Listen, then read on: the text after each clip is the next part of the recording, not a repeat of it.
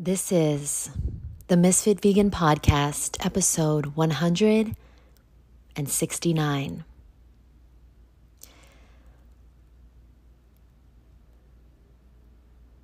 In life, you're going to get knocked down. People are going to die that you love very much. People are going to do things to hurt you they didn't mean to do. People are going to do things to hurt you that they did mean to do. You're going to get rejected. You're going to get knocked down over and over. You're going to fail. You're going to look stupid. You're going to be embarrassed. You're going to be in really bad situations. You're going to feel angry. You're going to feel sad. You're going to feel sick. You're going to feel lonely. Life is full of pain,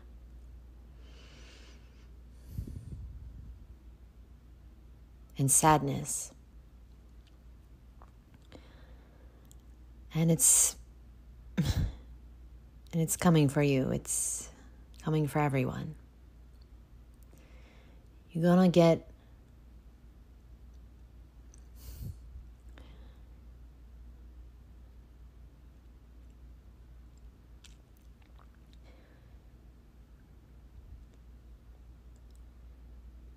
hurt, boo. But your job here is to somehow find it in you to not just keep going, but to remain you. And now that is hard. You know those really mean people at work, or those grumpy people on the subway or the bus, or, in the store. You know the people. They're just mean. They're not nice. They're not smiling. They got an attitude. They're just annoyed. They're not nice. Well,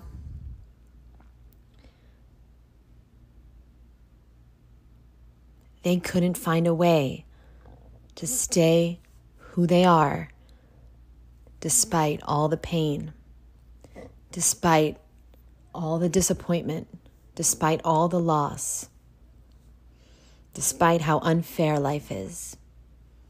Okay? That's what happened, boo. That's what happened. Now, we're all hurting, okay? And some people, they don't even feel anymore. They don't even feel anymore. And that was me. And that still is me sometimes. I don't even know what I feel. Sometimes, people will ask me, how are you feeling today? And I'm always feeling great. Life is amazing. I'm always feeling amazing. But that's a lie. Are you kidding me? I'm not a robot. I'm a misfit vegan. I'm a misfit bot coming to a store near you. I am human, just like you. Even though we vegan, we kind of superhuman. But, the question is, how are you feeling or how are you doing? You can't really answer by saying, yeah, I'm feeling really lonely.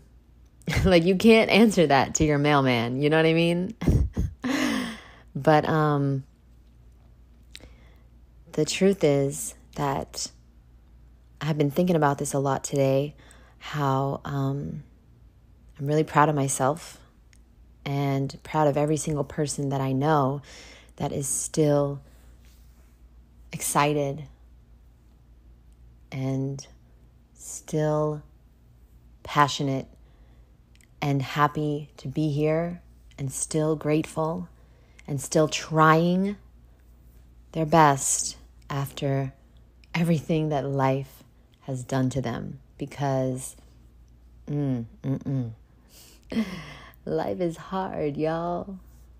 Life is hard. And I was just looking for a photo of me holding a jackfruit.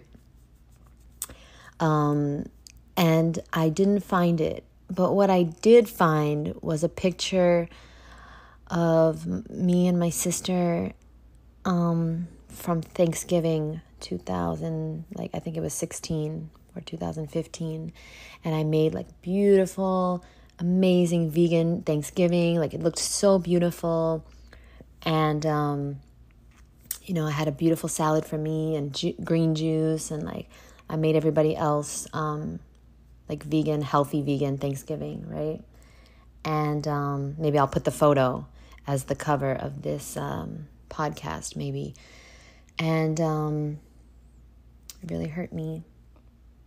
It really hurt me. Thanksgiving is 1 week away. And this year, for the last 2 years, I have gone to the nude beach for Thanksgiving. 1 year was with my old roommate, and then last year I went with my best friend, Awa. And this year,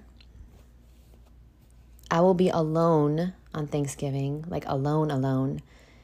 And I don't mind, but I feel like I'm not going to go to the nude beach because I don't know. I've never gone alone, and I do want to, and maybe next Thursday is the day to do it. But it just feels I'm just really scared to go alone. I don't know why.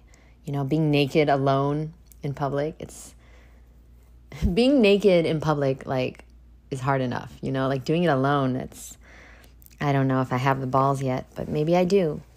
And I was just looking at the photos from Thanksgiving, and I just saw them randomly, and I got sad because that's normal, because I really miss my sister. I really, really miss her. And I don't know when it's going to stop being so painful. I don't know. I mean, yeah, I could distract myself more, but I want to feel feelings again, because my whole life, I didn't feel anything. I couldn't, because if I felt the things that hurt me, or the things that I was afraid of, if I felt the things that I was supposed to feel, then I wouldn't have made it. I wouldn't have made it in life. And to me, I've made it. Okay, I'm living in a beautiful place. I'm doing what I love. I have beautiful friends in my life. I'm healthy. I'm beautiful. I have clear skin. That's all I wanted. All I wanted in life is to be safe and have a friend. I don't even need, I just have a few friends. I don't need a lot of friends. Be healthy. Have abs. and clear my skin and just be warm. That's all I wanted. And you guys know, I'm really into self-development. I'm really into goal setting. I have lots of goals, guys. My biggest dream, one of my biggest dreams in life, is to open up a fruit cafe, 100% fruit, called Fruit is Life. It's going to happen, y'all. And I'm going to invite your ass. So get ready, boo. Get ready, Tessa. You coming to Miami. But I have a lot of dreams and goals, but I've manifested so many already. Just being safe, just feeling warm every day, just being healthy, because there was a time when I wasn't. And I want you guys to never forget your rock bottom. When you get too far away from your rock bottom, that's when you stop being grateful that you overcame it. And, I wish my sister was here. I would trade the beach any day to just be with her in freezing cold New York City. Yeah, the beach is amazing. Yeah, I love swimming in the ocean every day. It's a dream come true, but it's also a nightmare. Every time I wake up every day.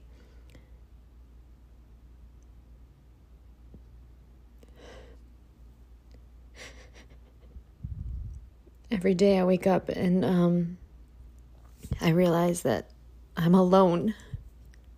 Like alone here. Yeah, I have friends, but like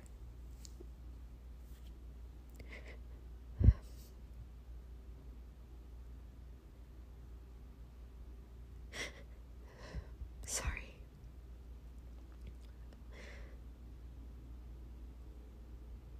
It's not the same. When you live to make somebody happy, and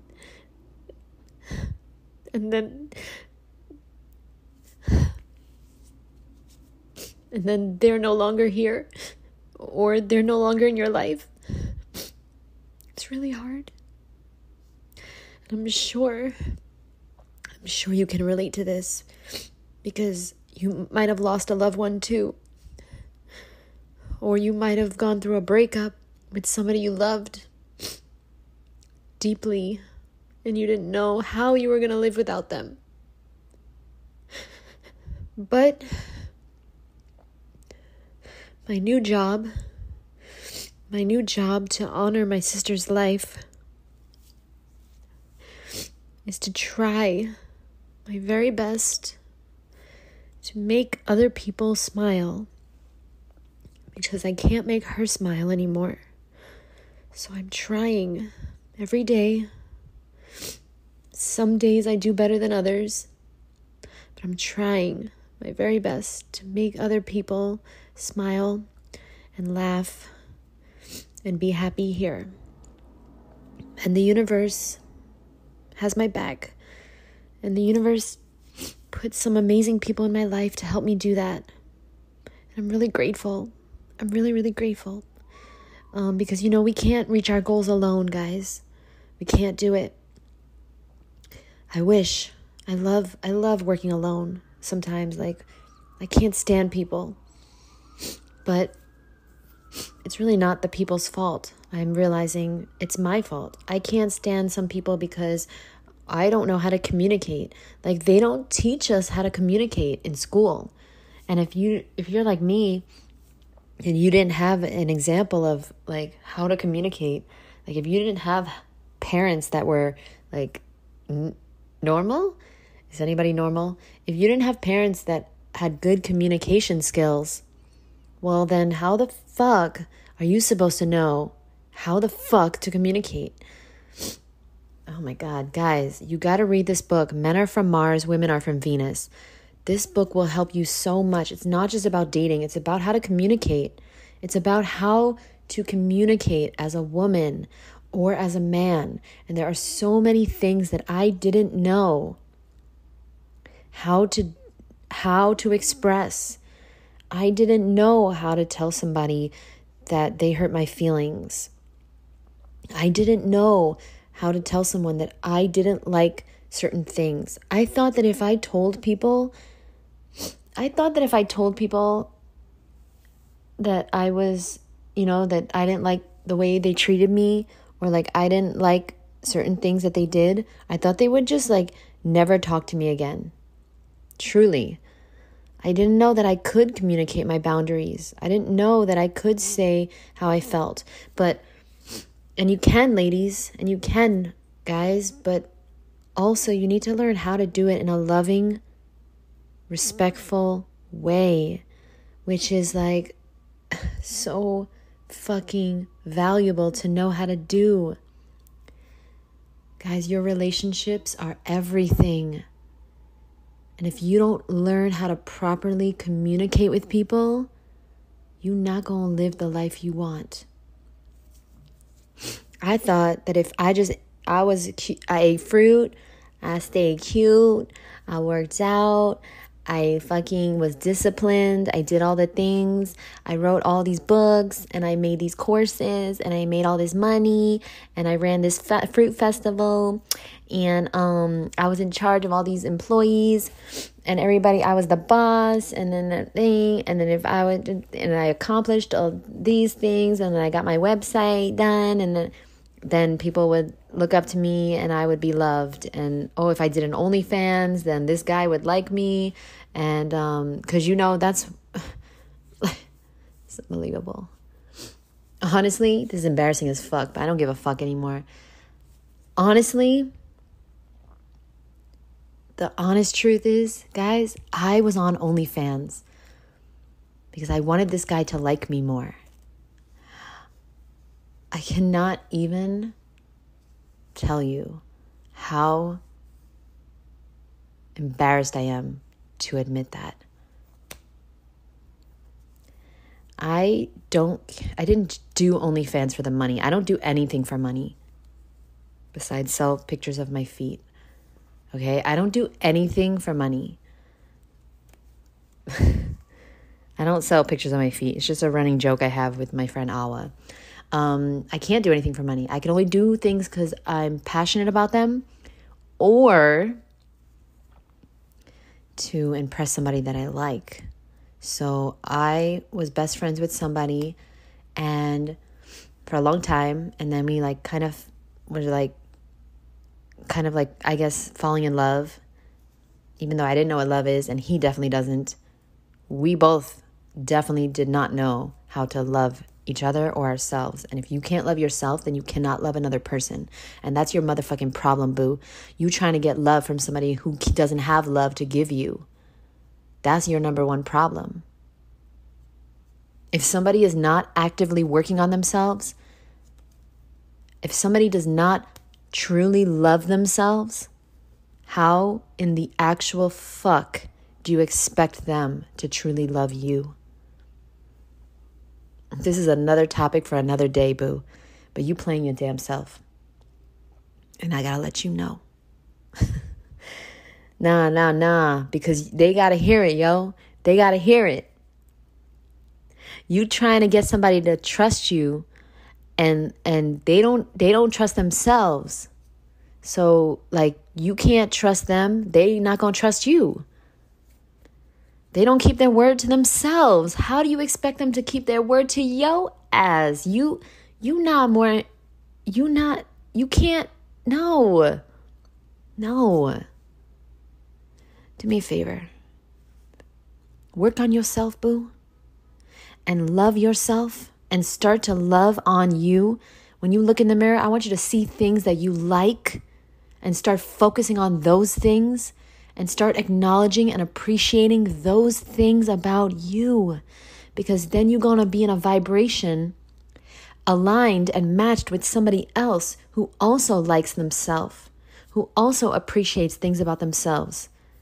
Not just physical, but the other things too. The things inside, their character, their work ethic, their discipline, whatever it is. Whatever trait you're looking for, find it in yourself first. And then you're going to match their vibrational energy, and then y'all will be a match. Me, I have very low self-esteem. I felt that I was worthless, so I matched vibrationally with other people that felt that they were worthless. And meanwhile, on the outside, everybody's looking at me like I'm amazing because I'm the boss, and I'm making all this money, and I'm so beautiful in their eyes, and I felt like the ugliest person in the world, and I felt like a piece of shit, and I felt unworthy and like scum of the earth to my eyes, in my eyes, So, y'all, life is a head game you play with yourself. What are you doing? You're ruining your life and your potential if you don't start loving yourself. And back to the point of this podcast, which is, I don't know, y'all. I just press record and I start talking. And the other day, I had a great fucking podcast and it got deleted. Anchor is fucking up. Honestly, guys, fuck Anchor. I I don't know what is wrong with it. There's a bug or something. And I don't want to delete my app and reinstall it because I have so many drafts of podcasts that one day I might put out. I have like hundreds of drafts of these different podcasts I've done, like singing or like making jokes or masturbating to people. I don't know. I have all these different podcast ideas, skits that I've done, but I just haven't released them. Weird shit that might be good, might not, who knows. But I don't want to lose all these drafts, y'all. Same with like Instagram. I can never delete Instagram on my phone because I have literally, you would not even believe how many reel drafts I have. Like drafts of reels. It's absolutely frightening. I don't even want to say the number because you'll freak out. You'll be like, Jeanette, you need help. But anyway, I love doing what I do. I love creating. This is my creating. I just press record and I talk. And I did want to leave you with a little bit of value because I'm learning how to communicate better. And when truly, it's changing my life. And I'm actually really proud of myself, y'all, because I came from a bad place. Like, I didn't learn any interpersonal skills. I didn't learn any relationship skills in my childhood, in my teenage years, in my 20s. I didn't know any of this. And now the universe is aligning me with all this information and these books and podcasts and YouTube videos and audiobooks that I need to be happy and live my life in a way that I want, because I want to be in a relationship. I want to open up a fruit cafe. I want to continue to develop my friendships with people that I love and that I respect and that I learn from and that I'm so grateful and honored to have in my life and so happy. But that's only going to happen if I work on myself and my communication skills. Okay? Because, like, even the best relationship ever, like take me and Awa, okay? We're in a friendship relationship, right? And like, we have like literally the best relationship ever. We've had one fight in 15 years. And the fight was just because she loves me and I was making a bad decision. And I wanted her to support me in that decision and she wouldn't. That was the fight, okay? Like, literally, we have the best relationship ever. But I know that if I don't work on my communication skills, it's not going to be good. Because even though she understands, she's a very understanding, really amazing, kind person, the relationship will be better when I learn how to better communicate. And when she also learns how to better communicate. Okay? And so when she comes back, she's away for a month. And when she comes back, I'm going to tell her what I learned. And knowing her, the type of person she is, she's going to be like, well, I'll probably send her a voicemail about it soon. But she's going to be like, whoa, that makes so much sense. That's such a good idea. Like, I want to start implementing this into my life because she's working on herself. And those are the kind of people that I surround myself with. I don't surround myself with motherfucking fake people. I don't surround myself with motherfucking ignorant people or people that only care about the fucking game or only care about the newest episode of Keeping Up with the Kardashians. I don't surround myself with people that say they want a better life, but they're not willing to do anything about it to fucking make it happen. I don't surround myself with complainers. I don't surround myself with victims. I can't, because you become the sum of the top 5 people you hang around. I can't do that, boo. I'm not going to ruin my potential. No more. And yeah, back to the what the fuck am I trying to say here, guys? All right, here's what I'm trying to say. Here's a tool of communication that I learned recently, okay? Because I'm studying addiction, because I've broken free from my food addiction, but I'm trying to help other people, okay? And actually, I just want to read it from the book because I want to make sure that I have it right, all right?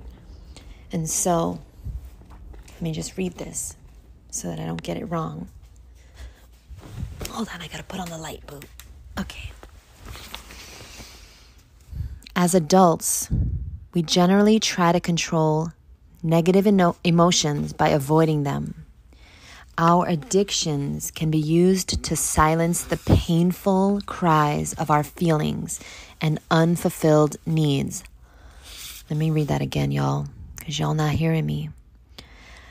As adults, we generally try to control negative emotions by avoiding them. Our addictions can be used to silence the painful cries of our feelings and unfulfilled needs. You know, after a glass of wine, the pain is gone for a moment, but it will come back again and again. Ironically, the very act of avoiding our negative emotions gives them the power to control our lives. You know what? I want to read this whole fucking chapter on another podcast. I just realized. But basically, this is an excerpt from Men Are From Mars, Women Are From Venus. Really amazing stuff. And so what I understand now is I understand that I have to express my feelings. And one way that you can do this in a very healthy way is to write letters. You can write letters to people, okay? And you can tell them exactly how you feel. And John Gray, the author, he talks about, it's really good, y'all. Hold on. The 4 layers, the 4 emotions you must talk about, okay? Because then you'll know exactly, you'll express all your feelings when you go through all of these, okay? The 4 levels of negative feelings, okay? Because in order to allow yourself to feel these, okay, you need to feel them, express them, release them, and then you can get back to love. So the 4 levels of negative feelings are anger, sadness, fear, and regret. Anger, sadness, fear, and regret. Okay? After you express these, you can fully feel and express your loving feelings. Okay? Because that's, everything is... everything can be worked out, but only if you feel it and express it. So what I started doing was I started writing letters, okay, to share how I feel with people. You don't have to send these letters. You don't have to ever tell people about these letters, but you can write them. And you go through anger, sadness, fear, regret, and you say, "Dear whoever it is, I'm writing this letter to share my feelings with you. I don't like it when you do this. I feel really angry when you do that. I feel annoyed. I feel frustrated when I want you to stop doing this." Okay, that's the anger. Then for the sadness, I feel disappointed when I'm sad that you, and whatever it is, I feel hurt. Okay, I feel used when, and this is how I want to feel, and this is what I want to change. Okay, for the fear, you can say, I feel worried when, I'm afraid, or I'm scared when, I don't want this to happen, I don't want you to treat me like this, etc. And then you can say what you want. And then finally, for the regret, it's like, you can start with, I feel embarrassed. I feel ashamed. I didn't want to do this. I didn't mean to do that. I'm sorry.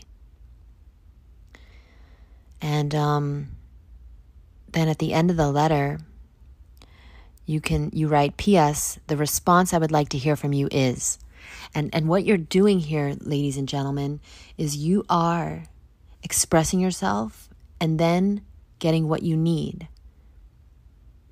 by imagining, by visualizing them giving you what you need. And so you can write these letters to anyone. You can write these letters to anyone, living or dead. And, the best thing ever would be to write this letter, write the response that you would love to hear, what you would love for them to do for you and give to you and say to you. And if you have a partner or someone in your life that you trust and you love, like a romantic partner or a friend or a family member that you love and you trust, and you can share this letter with, then share it with them. give it to them to read. Or, you can read it to them, but also read the response as well. What you'd love for them to say to you. Because, a lot of people, they want to be there for you, and they want to support you, and they want to give you what you need, but they don't know what you need, boo. How are they supposed to know what you need? You don't even know what you need until you write this letter out. And yeah, I used to be fucking... Guys, I'm 37 now, so I have been through a lot. I used to be so fucking against this kind of shit, you don't even know. I was Goggins' daughter until I got sick this year. Then I realized it wasn't working. My shit, what I was doing, it wasn't working. I got really fucking sick, y'all. I had to water fast for like 20 days. I couldn't eat fruit and be cute, y'all. And I told you many times, but I'll tell you again in case this is your first episode.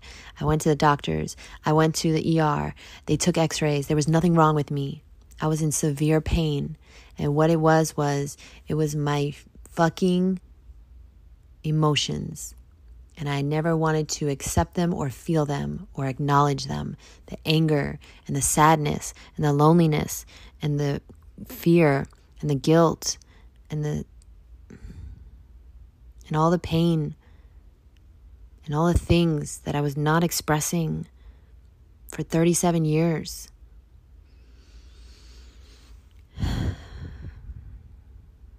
Anyway, that's all I wanted to do. Just wanted to inspire you to maybe start writing letters to people and giving yourself what you need from other people that are not willing to give it to you or can't give it to you. Some people are not alive to give it to you anymore, and some people are alive and they'll never say sorry. But that doesn't mean that you can't give yourself what you need. Okay? Like you can write this letter. You can write the response from them, and you can visualize and imagine them saying it. And that's good enough sometimes. Seriously. And that's good enough. And then you'll start to forgive them. Because you'll realize it was never about them. It was about you. And you needed to give that to yourself. That's all. You didn't even need them to say sorry. You needed you to say sorry. And you needed to just visualize that and imagine that and pretend that they did. And then you can let it go. And then you can stop living in anger. Because, anger is it's killing you, boo. It's hurting you. It ain't hurting them. They not even, like my father, I was angry at him for a very long time because he left my family and I had to be the father and I had to make money to pay rent and support my family and I had to drop out of school and I had to miss my whole childhood, being in foster care and as a teenager I was working. I didn't get to go to college. I didn't get to hang out with people. I didn't get to have a boyfriend until I was 27 years old. And of course I chose the wrong one. I didn't know what the fuck I was doing in life or in love. You know what I'm saying? And I blamed it on my father because I was like, if I had a father, then I wouldn't have gone to foster care and I wouldn't have had to drop out of school and I wouldn't be so fucked up and I wouldn't know how to be a woman, and I wouldn't know how to not be a woman, and I wouldn't not know how to interact with men, and I wouldn't this, and I wouldn't that. And I was so fucking angry at him, but it was poisoning me. It was killing me. Okay? And it wasn't killing him. I don't even know if he's alive. I never met the motherfucker. How do I even know if he's alive? And I'm like, I'm suffering. I was suffering, y'all. You gotta find a way. And this is a great technique. Guys, get this book, Men Are From Mars, Women Are From Venus, but also get this other book called What You Can Feel, You Can Heal. Also by John Gray, who I'm going to interview again. I'm so grateful that I got to meet this motherfucker and say thank you. Because he changed my life. And I'm so happy and grateful that I get to meet all these people that changed my life. I got to meet Louise Hay and tell her that she changed my life. And I got to meet Tim Grover, and I got to meet Andy Frisella, and I got to meet David Goggins, and I got to meet Brad Yates, and all these amazing people. Guys, just start a YouTube so you can interview these people, because it's just a dream come true. Doug Graham, I interviewed him yesterday, and as much as I have talked shit about him, to be honest, he really did help me a lot, because he's the one who helped me understand about mono meals and keeping the meal simple. The more simple the meal, the better you're gonna feel, boo. Oh no, is this my longest podcast? I'm so sorry. Sorry, I missed you guys. All right, let me end it because I want to record another one. And I love you, and I thank you for being you, and I will see you in the next episode, boo. Bye.